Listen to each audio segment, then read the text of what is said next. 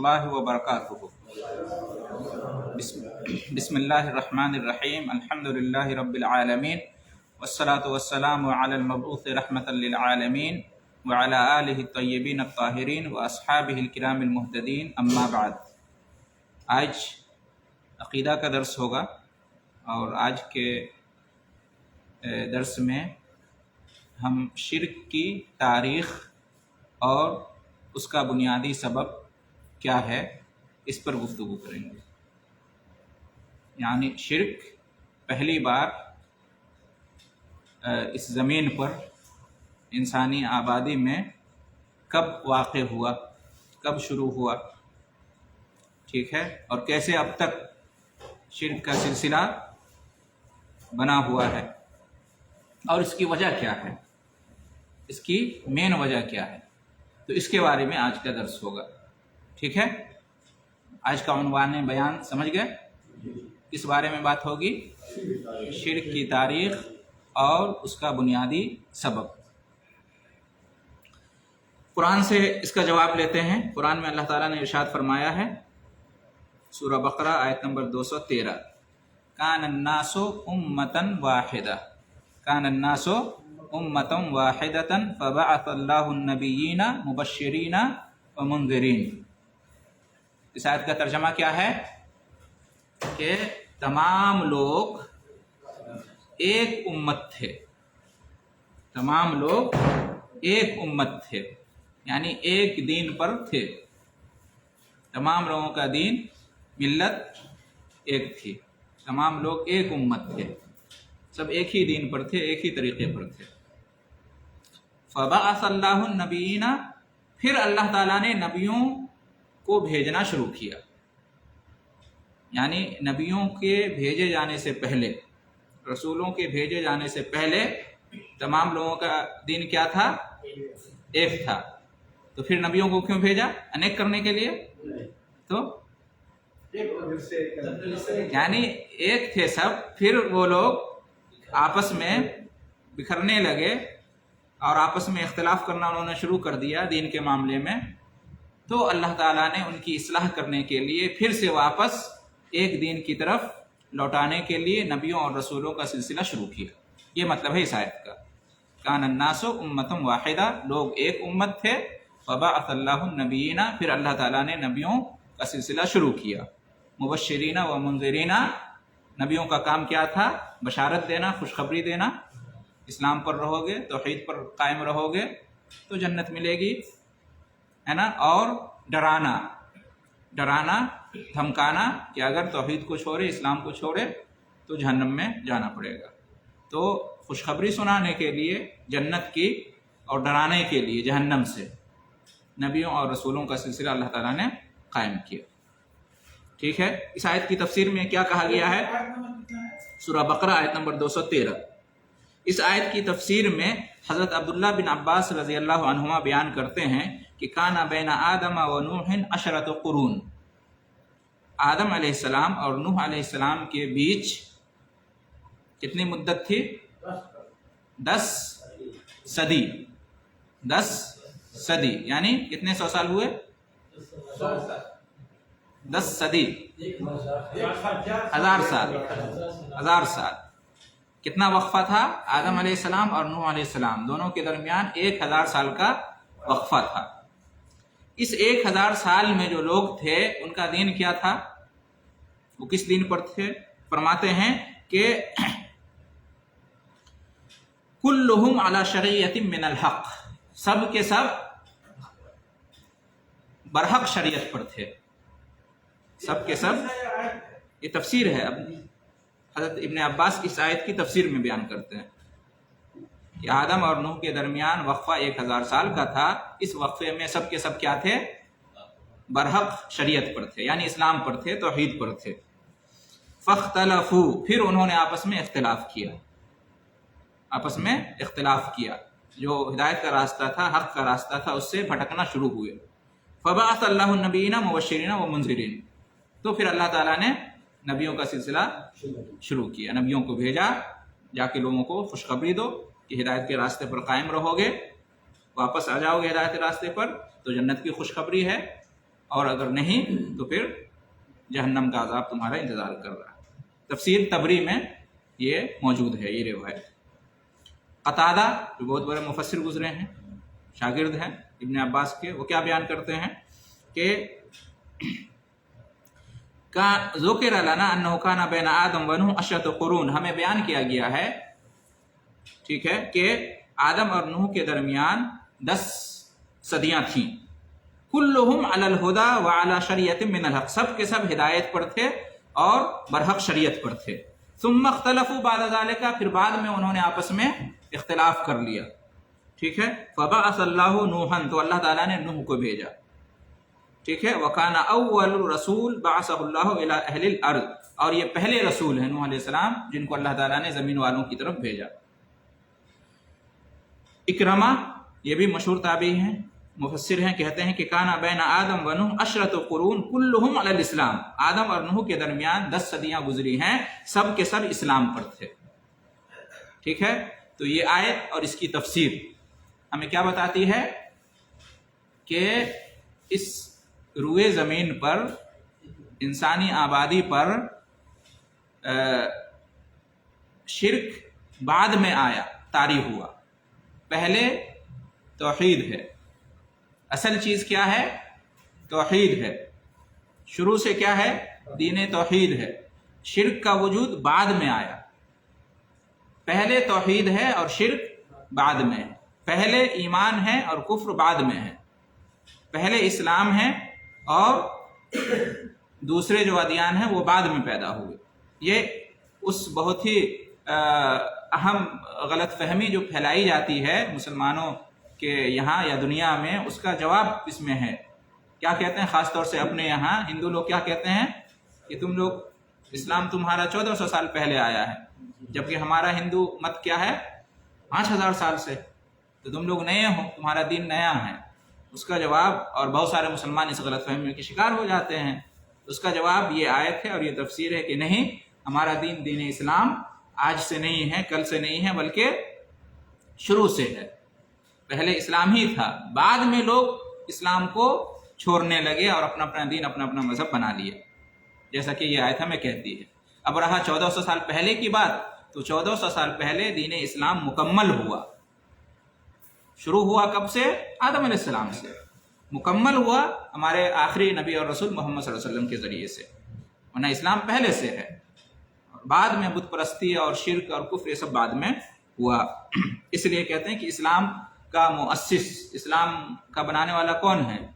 نبی صلی اللہ علیہ وسلم ہے؟ آدم علیہ السلام ہے؟ نوح علیہ السلام ہے؟ اللہ ہے، اسلام کا نرماتا اللہ ہے۔ یہ لوگ بھی حوالہ نوح علیہ السلام سے ہی پکڑتا ہے، ان کے جو اولاد ہے وہی سے پکڑتا ہے، باقی ہمارا کتنا پیچھے ہے، ہاں جی، نوح علیہ السلام سے پہلے، جی پہلے، اور یہ لوگ بھی پکڑتا ہے ان کا حوالہ نوح علیہ السلام کے پیچھے نہیں جاتا ہے، نہیں جاتا، وہی سے اسٹارٹنگ ہے۔ جی ہاں، یہ جن کا بھی حوالہ دیں، ابراہیم علیہ السلام کے زمانے کا یا نوح علیہ السلام کے زمانے کا یا نبی صلی اللہ علیہ وسلم کے زمانے کا، ہم کہیں گے کہ اس سے پہلے جاؤ نا، اس سے پہلے کی تاریخ دیکھو، یہیں تک کیوں تم لوگ جو ہے سیمت ہو؟ وہ لوگ کہتے ہیں 5000 سال سے، ہم کہتے ہیں کہ ہم اس سے بھی پہلے سے، اس سے بھی پہلے سے، ٹھیک ہے؟ تو تم لوگ آؤ واپس، گھر واپسی تم لوگ کرو، ہم لوگ نہیں کریں گے، ٹھیک ہے؟ تو یہ ہمیں مطلب اس غلط فہمی سے ہمیں نکلنا ہے کہ ہمارا دین 1400 سال پہلے سے ہے، یہ غلط فہمی ہے۔ صحیح بات کیا ہے کہ ہمارا دین آدم علیہ السلام کے زمانے سے ہے، 1400 سال پہلے یہ دین اسلام مکمل ہوا ہے۔ اس لیے ہمارے جو رسول ہیں وہ ہم کیا کہتے ہیں؟ آخری رسول ہیں۔ اس کا مطلب یہ ہے کہ پہلے بھی رسول آئے ہیں، اور تمام رسولوں کا دین کیا تھا؟ یہی دین اسلام تھا۔ اچھا، حدیث سے اس کی کیا دلیل ہے کہ اسلام یا توحید پہلے سے ہے، شرک یا کفر یہ سب بعد میں پیدا ہوا ہے؟ حدیث سے بھی اس کی دلیل ہے، صحیح مسلم کی روایت ہے، حدیث نمبر 2865، یہ حدیث قدسی ہے، حدیث قدسی ہے، نبی کریم صلی اللہ علیہ وسلم روایت کرتے ہیں، کس سے؟ اللہ تعالیٰ سے روایت کرتے ہیں کہ اللہ تعالیٰ نے ارشاد فرمایا، یہ قرآن میں نہیں ہے، حدیث میں ہے، چونکہ اللہ کا فرمان ہے اس لیے اس کو حدیث قدسی کہتے ہیں۔ کیا فرمایا کہ انی خلقت عبادی حنفاء کلہم، میں نے اپنے تمام بندوں کو پیدا کیا ہے حنفاء. حنفاء حنیف کی جمع ہے. ابراہیم علیہ السلام کی صفت آئی ہے نا، کان امتن قانتن للہ حنیفا، اور وہاں بھی وما امروا الا لیعبدوا اللہ مخلصین لہ الدین حنفاء. تو حنیف کی جمع حنفاء ہے.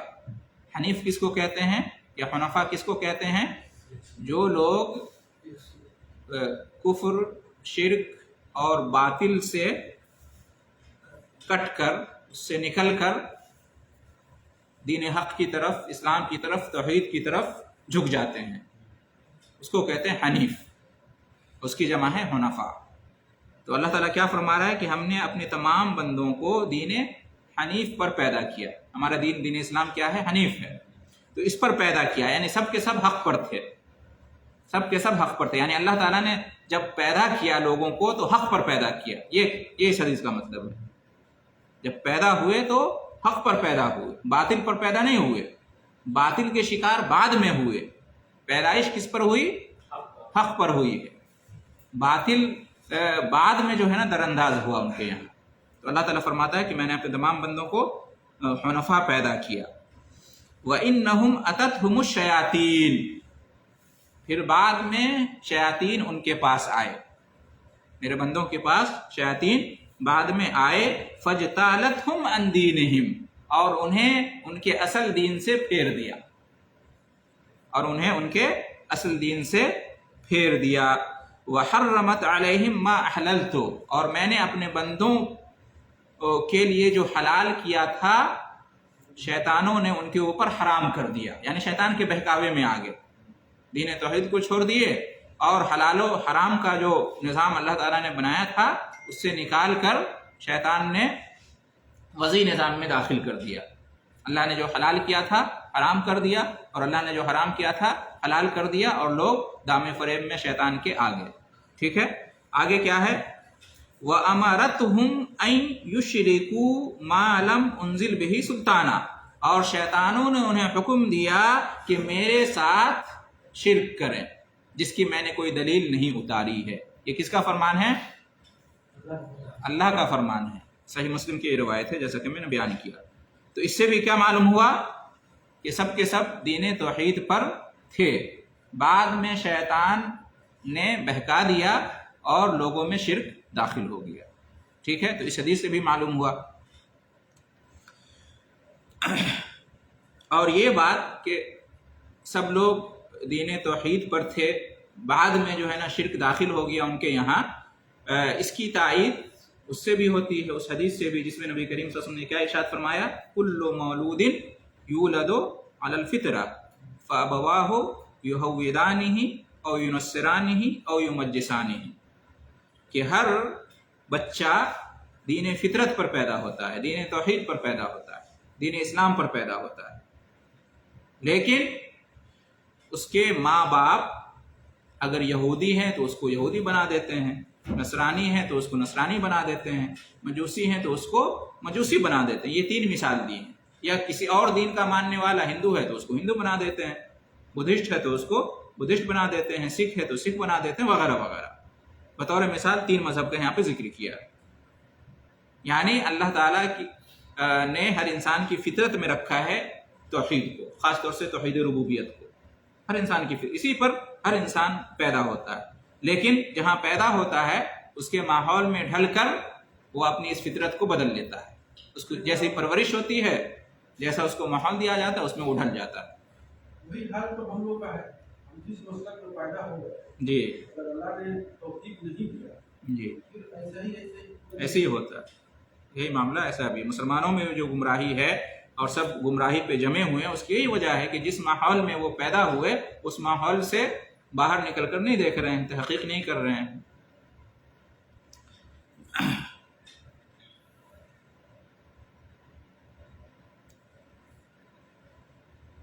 اچھا، اور چونکہ انسان کی فطرت میں یہ بات کیسے آئی کہ وہ توحید ہی پر رہے گا، اگر اس کو چھوڑ دیا جائے، اسے دوسری طرف جو ہے رخ نہ دیا جائے، تو وہ توحید سے باہر نکل جائے گا. تو اس لیے اللہ تعالیٰ نے جو ہے نا اس کو توحید پر اس کی فطرت کو نہ بگاڑا جائے تو اپنی اصل فطرت پہ باقی رہے گا۔ جب تک اسے بتایا نہیں جائے گا کہ بت کی پوجا کرو، بچہ بت کی پوجا نہیں کرے گا۔ جب تک اسے بتایا نہیں جائے گا کہ قبر پرستی کرو، وہ قبر پرستی نہیں کرے گا۔ اس کو بتایا جاتا ہے، سکھایا جاتا ہے۔ اگر اسے چھوڑ دیا جائے تو شرک نہیں کرے گا، نہ بت کو شریک کرے گا نہ قبر کو شریک کرے گا۔ کیوں؟ اس لیے کہ اللہ تعالیٰ نے ودیعت کر دیا ہے، اللہ تعالیٰ نے پہلے ہی سب سے وعدہ لے لیا ہے نا۔ قرآن میں اس کا ذکر ہے نا، الست بربکم قالوا بلا شہدنا، سب نے کہا کہ ہاں کیوں نہیں، ہم اس کی گواہی دیتے ہیں۔ یعنی اللہ تعالیٰ نے تمام انسانوں کو پیدا کرنے سے پہلے عالم ارواح میں جب اجسام نہیں تھے، صرف روحیں تھی، اللہ تعالیٰ نے پیدا کی تو سب کو کہا، سب سے وعدہ لے کیا کہ کیا میں تمہارا رب نہیں ہوں؟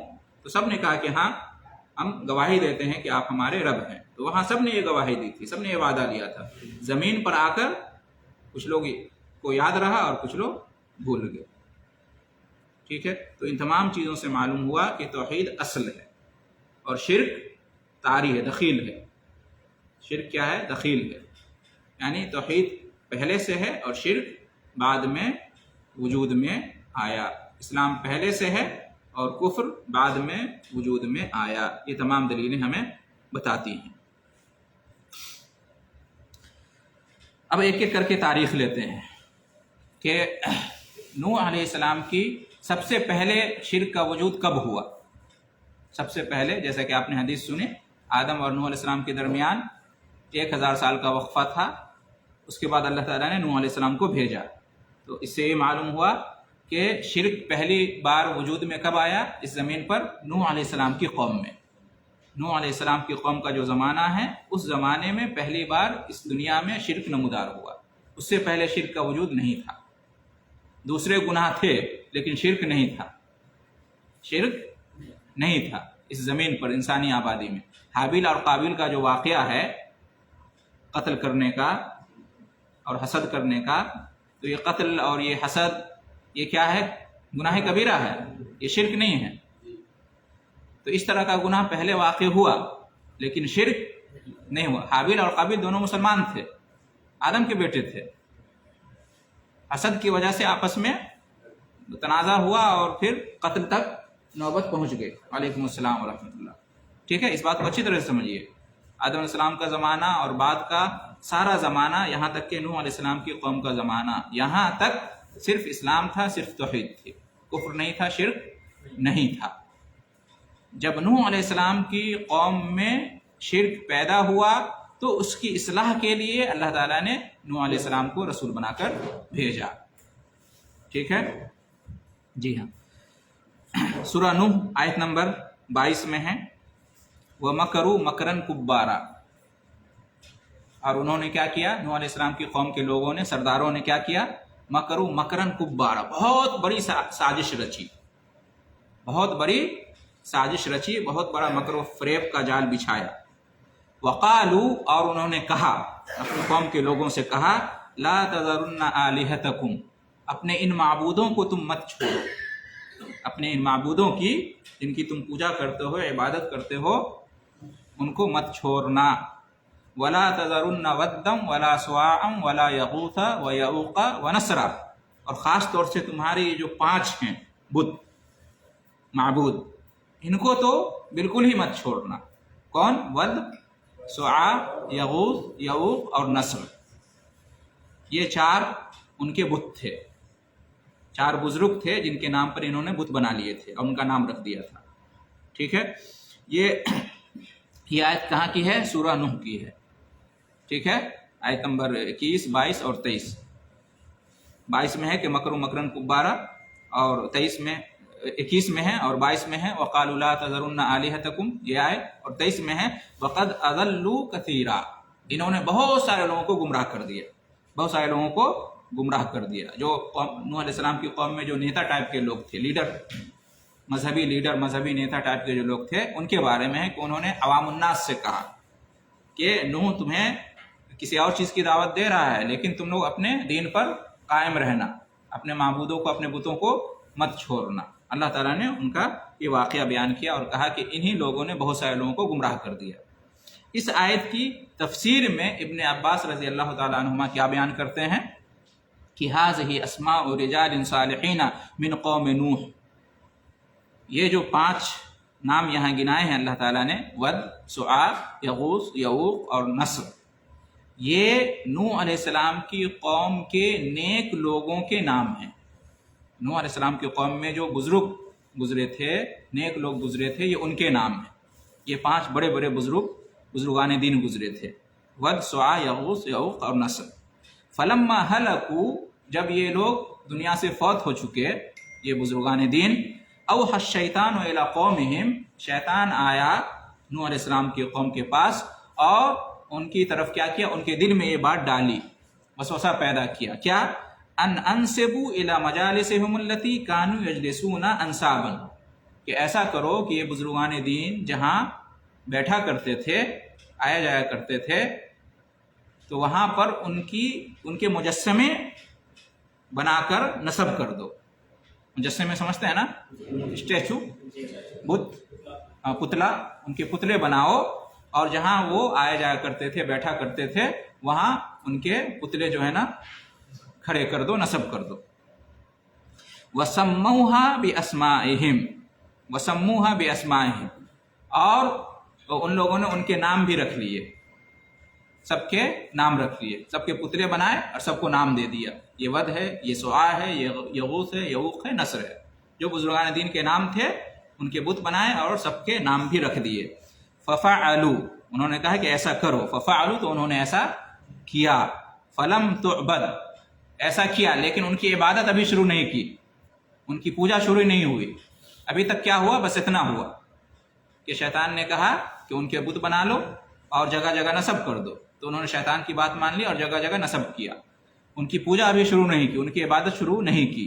حتی اذا ہلک اولئک، جب وہ نسل ختم ہو گئی، جب وہ نسل جو اس وقت موجود تھی وہ دنیا سے چلی گئی، دوسری نسل آئی، ونسخ العلم، اور علم جو ہے نا اٹھ گیا، علم جو ہے اٹھ گیا، جہالت پھیل گئی۔ جب ایک نسل جاتی ہے اور دوسری نسل آتی ہے تو یہ وقت جو ہے نا بہت ہی اہم ہوتا ہے، بہت ہی خطرناک اور بہت ہی نازک ہوتا ہے، اور جہالت کی وجہ سے جو ہے نا کافی جو ہے نا خلا پیدا ہو جاتا ہے دونوں نسلوں میں۔ تو وہ نسل ختم ہو گئی اور علم جو ہے نا اٹھ گیا، عبیدت، تو پھر انہی بزرگوں کی، انہی بتوں کی عبادت شروع ہو گئی، ان کی پوجا شروع ہو گئی۔ بعد میں کیسے شروع ہوئی اس کا بیان آتا ہے، یہ صحیح بخاری کی روایت ہے، ابن عباس اس آیت کی تفسیر میں بیان کرتے ہیں۔ دوسری روایت میں اس طرح سے ہے کہ کانوا قوما صالحین بین آدم و نوح، آدم اور نوح علیہ السلام کے درمیان یہ جو 5 نام گنائے ہیں اللہ تعالیٰ نے، یہ نیک لوگ تھے۔ وَكَانَ لَهُمْ أَتْبَاعٌ يَقْتَدُونَ بِهَا، یہ نیک لوگ تھے، بزرگان دین تھے، تو ان کی پیروی کرنے والے بہت سارے لوگ تھے، ان کی تقلید کرنے والے، ان کو فالو کرنے والے بہت سارے لوگ تھے۔ فَلَمَّا مَاتُوا، جب یہ لوگ مر گئے، قَالَ أَصْحَابُهُمْ الَّذِينَ يَقْتَدُونَ بِهِمْ، جب یہ لوگ مر گئے تو انہوں نے اپنے پیروکاروں سے کہا، ان بزرگوں، جب یہ لوگ مر گئے تو بعد میں جو ان کے نیتا بنے، لیڈر بنے، انہوں نے ان کے پیروکاروں سے کہا کہ لو صورناہم کانا اشوق لنا الی العبادہ اذا ذکرناہم، کہ اگر ہم ایسا کریں کہ ان کی تصویریں بنا لیں، ان کے مجسمے، ان کے پتلے بنا لیں، ٹھیک ہے، تو جب ہم اللہ کی عبادت کریں گے تو اس وقت جو ہے نا ہم پورے شوق اور رغبت اور دلچسپی کے ساتھ اللہ کی عبادت کر سکیں گے۔ ان کی تصویریں بنا لیں گے اور ان کی تصویروں کے سامنے میں جا کر ہم اللہ کی عبادت کریں گے، اور ان کو اس وقت ہم یاد رکھیں گے اپنے دل و دماغ میں، ذہن میں، تو اللہ کی عبادت کرنے میں زیادہ مزہ آئے گا، زیادہ لطف آئے گا۔ دیکھیے شیطان کس طرح سے بھٹکا رہا ہے۔ ہاں، جیسے ہندو لوگ کہتے ہیں نا کہ بت جو ہے نا وہ بس دھیان کیندرت کرنے کے لیے، یہی کہتے ہیں نا۔ ہاں، ہم بھی مانتے ہیں کہ ایشور وہ ہے، لیکن یہ بت جو ہے نا اس کے سامنے ہم لوگ ماتھا ٹیکتے ہیں اور پوجا کرتے ہیں تاکہ دھیان کیندرت رہے۔ یہ آج کی فیلنگ نہیں ہے، یہ پہلے سے ہے، نوح علیہ السلام کے زمانے میں بھی یہی فیلنگ ان لوگوں کے دماغ میں تھی کہ ہم ان کو معبود نہیں مانیں گے، بس ان کو اپنے سامنے رکھ کر اللہ کی عبادت کریں گے تاکہ اللہ کی عبادت کرنے میں خشوع اور خضوع پیدا ہو۔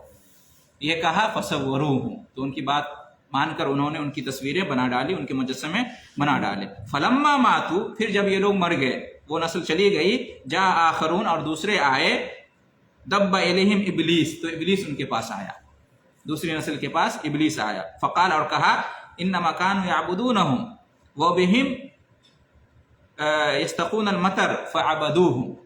شیطان ابلیس آ کے کیا کہا کہ یہ جو بزرگان دین ہیں جن کے بت بنائے ہوئے ہیں اور یہ نام رکھے گئے ہیں، تم ان کی تاریخ بھول گئے؟ یہ کیوں بنائے گئے تھے اور نصب کیے گئے تھے؟ کہتے ہیں کہ انما کانوا یعبدونہ، تمہارے باپ دادا ان کی پوجا کرتے تھے، عبادت کرتے تھے، تمہیں پتہ نہیں، تم بھول گئے. تمہارے باپ دادا ان کی عبادت کرتے تھے، ان کی پوجا کرتے تھے. جب ان کو بارش کی طلب ہوتی تھی تو ان کے ذریعے سے بارش طلب کرتے تھے. فعبدوہم، تو ان کی باتوں میں آ گیا اور ان کی پوجا کرنا شروع کر دیا، ان کی بات کرنا شروع کر دیا گیا. یہ انسان کی ذہنیت ہے. جب اسے باپ دادا کا حوالہ دیا جاتا ہے تو فوراً جذبات میں آ جاتا ہے، ارے ہمارے باپ دادا ایسا کرتے تھے تو ہم. اس کا ذکر نہیں آتا ہے. کیونکہ ہم لوگ 50-60 میں سمجھ جاتے ہیں وہ باپ دادا عبادت کرتے تھے. اس وقت زیادہ عمر لمبی ہوا کرتی تھی. یہ تفسیر تبری میں موجود ہے. ٹھیک ہے، تو اس سے کیا معلوم ہوا کہ پہلی بار شرک کا وجود کس قوم میں ہوا؟ نوح علیہ السلام کے زمانے میں. اب اس وقت تاریخ لکھنے کا رواج تو تھا نہیں کہ ہم آپ کو بتا سکیں کہ مطلب اس سال کا نام بتا سکیں. یہ جو ہے عیسوی اور ہجری سب تو بعد کی پیداوار ہے نا. ہاں، اچھی نیت، ظاہر سی بات ہے. دین کے معاملے میں جو گمراہی پیدا ہوتی ہے وہ بری نیت سے لوگ گمراہی کو نہیں اپناتے ہیں، اچھی نیت ہی سے اپناتے ہیں. دیکھیے جی ہاں، اس لیے کہتے ہیں کہ موجودہ مشرکین پہلے کے مشرکین سے زیادہ گمراہ ہیں. پہلے کے مشرکین تھوڑی بہت عقل بھی رکھتے تھے، جیسے کہ یہ ہے کہ بزرگان دین تھے حقیقت میں، ہے کہ نہیں؟ اور آج کل جن بزرگان دین کی وجہ سے لوگ گمراہ ہو رہے ہیں، پتہ نہیں کہ وہ حقیقت میں بزرگان دین تھے بھی یا نہیں تھے. چند کے بارے میں آتا ہے کہ تھے، لیکن باقی کے بارے میں تو پتہ نہیں. کبھی کبھی تو ایسا ہوتا ہے کہ قبر میں جانور ہے، گدھا ہے، بلی ہے، پتہ نہیں کیا کیا ہے، یا خالی ہے. بہرحال، اور پھر یہ کہ پہلے کے مشرکین جو ہے نا صرف مصیبت کے وقت شرک کرتے تھے، صرف خوشی کے وقت شرک کرتے تھے. جب مصیبت آتی تھی، پریشانی آتی تھی تو شرک کو چھوڑ دیتے تھے، ہاں، توحید کو اپنا لیتے تھے. لیکن آج کے مشرکین خوشی اور غم ہر حالت میں شرک کرتے ہیں. تو اس اعتبار سے پہلے کے مشرکین زیادہ عقل مند تھے موجودہ مشرکین سے. تو اس پورے واقعے سے کیا معلوم ہوا؟ اہم بات کہ توحید پہلے سے ہے، شرک بعد میں ہوا. اور کیا معلوم ہوا کہ شرک کی اثر وجہ کیا ہے؟ بزرگان دین میں غلو، نیک اور اللہ کے جو نیک بندے ہیں ان کی شان میں غلو کرنا، حد سے زیادہ ان سے محبت کرنا اور ان کی محبت اور عقیدت کے نام پر وہ کرنا جس کی اللہ نے اجازت نہیں دی ہے. غلو یعنی اس کو ہم کہہ سکتے ہیں غلو. ٹھیک ہے. اور پھر یہ کہ دین کے بارے میں جو گمراہی آتی ہے وہ ایسا نہیں ہے کہ لوگ برا سوچتے ہیں، پہل لوگ اچھا ہی سوچتے ہیں. دیندار لوگوں کے پاس، نیک لوگوں کے پاس شیطان برائی کو لے کر نہیں آئے گا، کھلی برائی کو لے کر نہیں آئے گا. اس لیے کہ شیطان جانتا ہے کہ یہ نیک لوگ ہیں، برائی کو پیش کریں گے تو ایسے نہیں مانیں گے. تو وہ بری چیز کو اچھی صورت میں پیش کرتا ہے شیطان. ٹھیک ہے. تو اچھی سوچ تھی کہ عبادت میں زیادہ مزہ آئے گا، عبادت ہم زیادہ اچھے طریقے سے کر سکیں گے، لیکن یہ شیطان کی طرف سے تھا، اس کے اندر برائی چھپی ہوئی تھی. اور وہ یہ تھا کہ یہ غلو جو تھا یہ مبالغہ شرک تک لے جانے والا تھا، جیسا کہ بعد میں ہوا. اس سے یہ بھی معلوم ہوتا ہے کہ پہلے پہر کوئی برائی سماج اور معاشرے میں پنپنا شروع ہو تو اسی وقت اس کو ختم کر دینا چاہیے. یہ نہیں کہنا چاہیے کہ ارے دیکھ، ہاں معمولی چیز ہے، دیکھ لیں گے بعد میں، یہ ہے وہ ہے. پھر بعد میں وہ برائی بڑھتی چلی جاتی ہے. بچپن ہی سے بیٹا اور بیٹے کی اچھی تربیت کرنی چاہیے. یہ نہیں کہنا چاہیے کہ ابھی تو بچہ ہے، ابھی تو بچی ہے. نہیں، انجام بہت ہی خطرناک ہوتا ہے، جیسا کہ اس سے معلوم ہوا. تو نوح علیہ السلام کی قوم میں ایسے شرک پیدا ہوا غلو کی وجہ سے. ٹھیک ہے. پورا واقعہ آپ کے سامنے بیان کیا گیا. اس کے بعد موسیٰ علیہ السلام کی قوم میں شرک کیسے پیدا ہوا؟ جو مشہور انبیاء اور ان کی قومیں گزری ہیں ان کا بیان کر رہے ہیں. بچھڑے کی وجہ سے انہوں نے جو شرک کا کام شروع کیا وہ बछड़े की पूजा करना उन्होंने शुरू किया, है ना, जैसा कि जगह जगह कुरान में इस वाक़े का जिक्र आया है, इत्तख़ज़ुल इज्ल करके आया है कि उन्होंने बछड़े को अपना माबूद बना लिया, बछड़े की पूजा शुरू कर दी। जब मूसा अलैहिस्सलाम कुछ दिन के लिए बाहर गए थे तो इस बीच में मैदान तीह में उन्होंने क्या किया, बछड़े की पूजा शुरू कर दी। नसरानियों में शिर्क कैसे आया?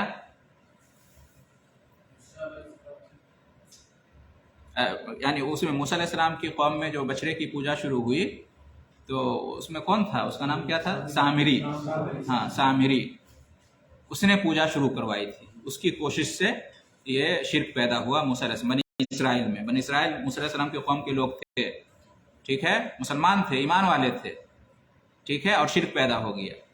अच्छा, इससे ये भी मालूम होता है कि जो लोग ये समझते हैं कि ईमान वाले मुसलमान शिर्क कैसे कर सकते हैं, नूह अलैहिस्सलाम की कौम मुसलमान थे और शिर्क करना शुरू कर दिया, मूसा अलैहिस्सलाम की कौम बनी इसराइल मुसलमान और शिर्क शुरू हो गया। आज लोग क्या कहते हैं कि मुसलमानों में क्या तुम तौहीद की दावत देते हो और शिर्क से मना करते हो, ये तो मुसलमान ही इसलिए हैं कि शिर्क नहीं करते हैं, है कि नहीं, तो ये शिर्क कैसे करेंगे? तो उसका जवाब ये है कि जिस तरह से मुसलमान झूठ बोलते हैं और वादा खिलाफ़ी करते हैं, ज़िनाकारी, बदकारी, शराब नोशी, जुआबाजी, सूदखोरी, इस तरह से सारे गुनाह करते हैं शैतान के बहकावे में आकर या ख्वाहिशात नफ्स की पैरवी करते हुए या किसी और सबब से, तो उसी तरह से मुसलमान शिर्क भी कर रहे हैं और करते हैं। शिर्क भी गुनाह है, ये भी गुनाह है, और इसकी बहुत सारी दलीलें हैं, आज उसकी तफसील में जाने की ज़रूरत नहीं है। बस इस वाक़े से भी ये बात समझ में आ रही है कि मुसलमानों में भी शिर्क हो सकता है और हो रहा है, ठीक है।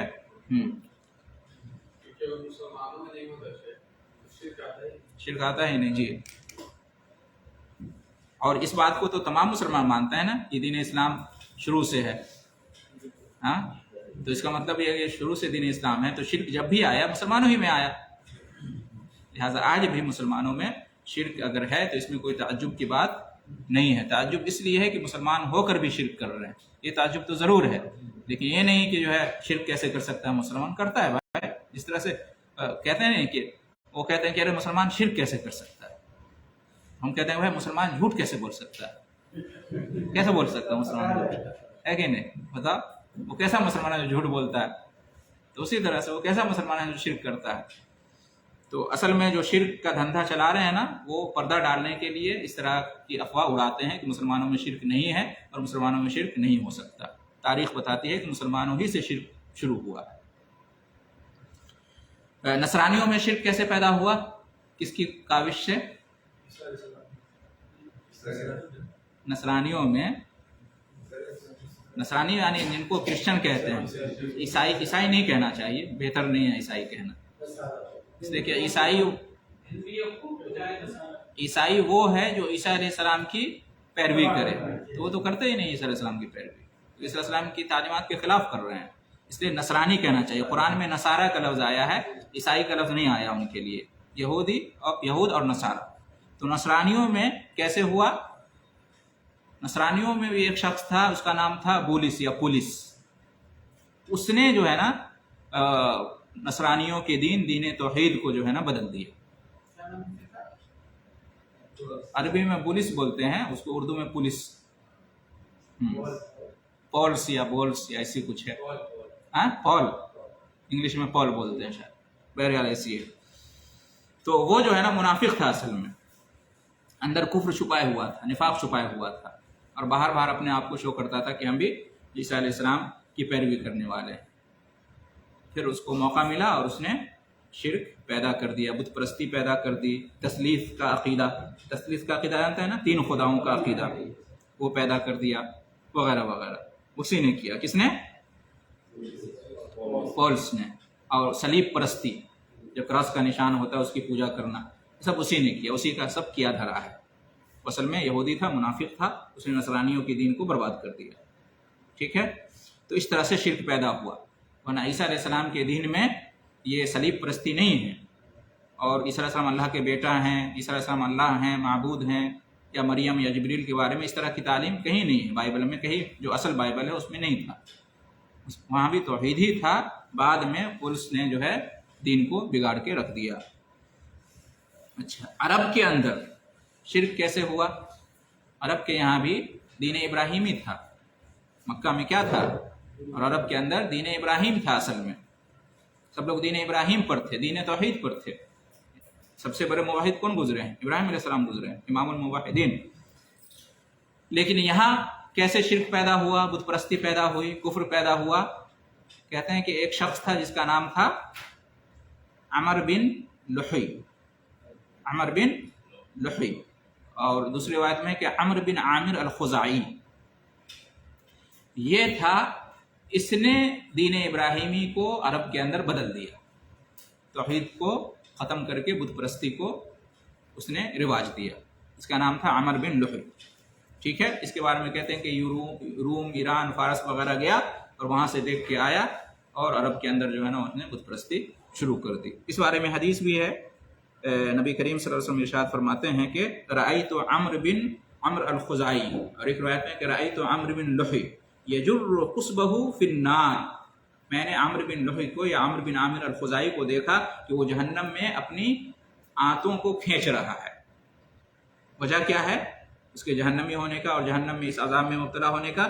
لأنه اول من سیب السوائب وغیر دین ابراہیم، اس لیے کہ یہ پہلا شخص ہے جس نے ابراہیم علیہ السلام کے دین کو بدل دیا، پہلا شخص ہے جس نے عرب میں ابراہیم علیہ السلام کے دین کو بدل دیا۔ اور بھی دوسرے شرک کے کام کیے، جانوروں کو غیر اللہ کے نام پر چھوڑنا وغیرہ وغیرہ سب جو ہے۔ یہ صحیح بخاری کی روایت ہے، صحیح مسلم کی روایت ہے۔ جی ہاں ہاں جی ہاں، پھر ابراہیم علیہ السلام کے بعد تو ابراہیم علیہ السلام نے اصلاح کر دی، ہاں، بت پرستی ختم ہو گئی۔ اب اس کے بعد سب عرب جو ہے نا، اسماعیل علیہ السلام آ کے بسے مکہ میں، تو سب لوگ دین توحید پر تھے، سمجھے گی نہیں؟ اور بعد میں عمر بن لحی الخزاعی نے بدل دیا۔ ابراہیم علیہ السلام کے بعد کی بات ہو رہی ہے، ابراہیم علیہ السلام کے زمانے کے بعد کی۔ اب مسلمانوں میں شرک کب کیسے پیدا ہوا؟ امت محمدیہ میں، ٹھیک ہے، دین ابراہیمی بدل دیا عرب میں، تو نبی صلی اللہ علیہ وسلم آئے، ہے نا، اور اصلاح ہوئی۔ کہتے ہیں کہ نبی کریم صلی اللہ علیہ وسلم کی جو امت ہے، امت محمدیہ، امت مسلمہ، ان کے یہاں شرک کا وجود شیعوں کے ذریعے سے ہوا۔ شیعوں کے، شیعہ فاطمی شیعہ جو گزرے ہیں، فاطمی شیعہ، ان کے ذریعے سے شرک ہوا۔ یہ کب ہوا؟ 4 صدی ہجری یا اس کے بعد، 4 صدی ہجری یا اس کے بعد جو ہے نا شرک کا وجود ہوا۔ اس سے پہلے شرک کا رواج، شرک کا وجود مسلمانوں میں نہیں تھا، ٹھیک ہے۔ یعنی نبی کریم صلی اللہ علیہ وسلم کا زمانہ، پھر اس کے بعد صحابہ کرام کا زمانہ، ہے نا، تابعین کا زمانہ، تبع تابعین کا زمانہ، یہ سب زمانہ جو گزرا ہے وہ شرک سے مطلب پاک تھا۔ اکا دکا کہیں رہا ہوگا، لیکن جو اس زمانے میں جو ہم دیکھ رہے ہیں کہ شرک کا رواج ہے، شرک بہت زیادہ عام ہے، لیکن بلکہ مشرکین زیادہ ہیں، موحدین کم ہیں، تو یہ سب کس کی پیداوار ہے؟ فاطمی شیعوں کی، جو 3 4 صدی ہجری میں ان کے ذریعے سے ہوا۔ اس کی وجہ کیا بنی؟ انہوں نے قبروں پر درگاہ بنانا شروع کیا، قبروں کو مزاروں کی شکل میں کر دیا، قبروں پر سجدہ کرنا، قبروں پر مسجد بنانا، قبروں کو عبادت گاہ بنانا، قبروں کو مزار میں بدل دینا، اور پھر اسی طریقے سے میلاد منانا، جو بادشاہ وقت تھا اس کا میلاد منانا، اور نبی صلی اللہ علیہ وسلم کا، اور علی رضی اللہ عنہ کا، فاطمہ رضی اللہ عنہ کا، اور حسن اور حسین رضی اللہ عنہما کا، یہ سب انہوں نے مصر میں منانا شروع کیا میلاد، ٹھیک ہے۔ تو قبروں کو مزاروں کی شکل میں کر دینا، عبادت گاہ بنا دینا، قبروں پر درگاہ بنا دینا، اور پھر میلاد منانا، اور اپنے اماموں کے بارے میں اور نیک لوگ جو گزرے ہیں ان کے بارے میں غلو کرنا، جیسا کہ نوح علیہ السلام کی قوم نے غلو کیا تھا، انہوں نے بھی غلو کرنا شروع کر دیا کہ ہمارے امام ہیں، معصوم ہیں، اور ہمارے اماموں کا درجہ نبیوں سے بھی زیادہ ہے نا۔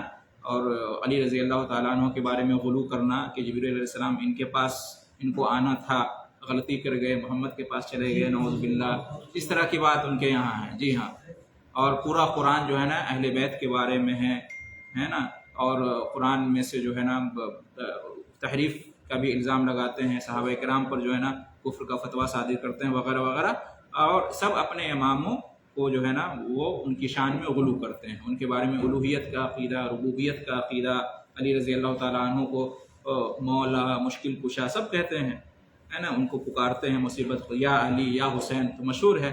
بعض سنی مسلمان بھی اس طرح کا نعرہ لگانا شروع کر دیے ہیں, اللہ ہدایت دے. تو اس طرح سے مسلمانوں میں شرک کا وجود پہلی بار ہوا, اس سے پہلے شرک کا وجود نہیں تھا. ٹھیک ہے, پھر شیعوں کے ذریعے سے, فاطمی شیعوں کے ذریعے سے پھر سنی مسلمانوں میں جو ہے نا در انداز کر گیا, اور سنیوں کے یہاں جو ہے شرک آنے لگا. اچھا, مسلمانوں میں شیعوں میں شرک ہوا پہلے. اب جو اہل سنت والجماعت ہیں ان کے یہاں شرک کس نے کیا شروع؟ تو ان کے یہاں کہتے ہیں کہ اہل تصوف نے, صوفی لوگوں نے, جو تصوف والے ہیں, صوفیت والے ہیں, وہ تصوف جو بگڑا ہوا ہے, وہ صوفیت جو بگڑی ہوئی شکل ہے. پہلے تصوف اور صوفیت سے مراد ہوتا تھا زہد اور تقوی, اور جو ہے نا بہت زیادہ دنیا سے مطلب نہیں رکھنا اور دین میں لگے رہنا, جیسا کہ اصحاب صفہ وغیرہ اور وہ جو سلسلہ تھا, وہاں تک تو ٹھیک تھا. بعد میں تصوف اور یہ جو صوفیت ہے یہ پورا کا پورا سب کچھ بدل گیا, شرک اور بدعت اس میں داخل ہو گئی. تو انہی صوفی ازم کی وجہ سے جو ہے نا اہل سنت والجماعت میں شرک رواج پایا. آیا شیعہ سے لیا انہوں نے, صوفیوں نے, اور پھیلا دیا اہل سنت والجماعت کے. ان کے یہاں بھی اصل وہی ہے, ان کے یہاں بھی جو بزرگان دین ہیں, نیک لوگ ہیں, ان کی شان میں حد سے زیادہ غلو کرنا, اور یہ کہنا کہ کسی نہ کسی سے بیعت لینا ضروری ہے اور کسی نہ کسی سلسلے کو پکڑنا ضروری ہے, قادریہ یا چشتیہ یا سہروردیہ, ہے نا, یا تیجانیہ, کسی نہ کسی سلسلے سے جڑا رہنا ضروری ہے, کسی نہ کسی قبر یا مزار والے سے, مجاور سے یا پیر سے بیعت کرنا ضروری ہے. اور اس طرح سے جو ہے نا ان کی شان میں غلو کرتے ہوئے یہ غیب جانتے ہیں, اور یہ جو ہے نا یہ وسیلہ اور واسطہ ہیں ہمارے اور رب کے درمیان, اللہ تعالیٰ نے انہیں یہ اختیار دیا ہے, یہ غوث ہیں, یہ قطب ہیں, یہ دنیا کے چاروں کونوں میں چار ہیں, ہر سمندر میں ولی ہے, ہر شہر میں ولی ہے, ہر ملک میں ولی ہے, اور ہر کوئی اپنی ذمہ داری نبھا رہا ہے, کوئی سمندر چلا رہا ہے, تو کوئی ہوا چلا رہا ہے, تو کوئی شہر چلا رہا ہے, تو کوئی وغیرہ وغیرہ. تو اس طرح سے جو ہے نا یہ سب جو شریعت اور طریقت کا فرق کرتے ہیں, ظاہریت اور باطنیت کا فرق کرتے ہیں کہ دین ایک ظاہر ہے ایک باطن ہے, ظاہر دین عام لوگوں کے لیے ہے, باطن دین جو خاص دین ہے وہ خاص لوگوں کے لیے ہے, ان کا دین الگ ہے, ان کا دین الگ. تو یہ سب جو ہے نا اس طرح سے یہ سب تصوف والوں کا عقیدہ ہے, ان کے ذریعے سے اہل سنت والجماعت میں شرک فروغ پایا اور رواج پایا. تو اس طرح سے الحمدللہ آج کا درس ہمارا تمام ہوا, شرک کی تاریخ اور اس کا بنیادی سبب. اب انشاءاللہ ہم پڑھیں گے کہ شرک کا جو بنیادی سبب ہے غلو, غلو جو ہے اس کے بارے میں کچھ تفصیل اور پڑھ لیتے, لیکن شاید وقت ہو گیا. کتنا وقت ہوا ہے؟ شرک پر میں ایک چیز بتا رہا ہوں, 7 منٹ کا. کلکتہ میں سلسلہ وارثیہ جو کا ایک پیر ہے ہمارے یہاں نیپال میں بھی ہے, بہت بڑا اپنا جو ہے نا ایک اڈا بنایا ہے اور قبر بھی بنا کے رکھا ہے, لیکن اس کا عرس لگتا ہے, قبر کو نہیں لگتا ہے. جب وہ مر جائے گا تو پھر اس کو دفنا دیں گے لوگ, اب پھر اس کے نام پر جو ہے نا وہاں پورا چالو ہو جائے گا. جیسے علیہ السلام کا ایسے شرک کا وجہ ایسے مسلمانوں میں شرک قبر سے جڑا ہوا ہے. جس دن قبر, مزار, درگاہ, خانقاہ ختم ہوگا انشاءاللہ شرک بھی ختم ہوگا. شروع سے وہی بزرگ کے نام پہ بت بنانا یا بزرگ کے نام پہ مزار بنانا, یہی دو شکل ہے, یاد رکھیے گا. بزرگان دین کے نام پر بت بنانا یا ان کی قبر کو مزار بنانا, دونوں کا سلسلہ جو ہے نا بزرگوں ہی سے جڑا ہوا ہے. بزرگوں کا احترام ضروری ہے, بزرگوں سے عقیدت اور محبت یہ ایمان کا حصہ ہے, لیکن غلو نہیں, مبالغہ نہیں, اس لیے کہ وہ شرک تک لے جانے والا ہے. تو دونوں میں فرق ہونا چاہیے. انشاءاللہ غلو کی تفصیل بعد میں پڑھیں گے انشاءاللہ, کہ اسلام میں غلو سے منع کیا گیا ہے, اس سلسلے میں کیا آیتیں اور حدیثیں وغیرہ وغیرہ انشاءاللہ وہ بیان کیا جائے گا. اللہ رب العالمین سے دعا ہے کہ ہم سب کو توحید پر قائم رکھے اور شرک سے محفوظ رکھے, اور شرک کے جو اسباب ہیں ان کو جاننے, سمجھنے اور ان کو ختم کرنے کی تمام مسلمانوں کو اللہ توفیق بخشے. آمین. وآخر دعوانا الحمد للہ رب العالمین. وجزاکم اللہ خیر الجزاء.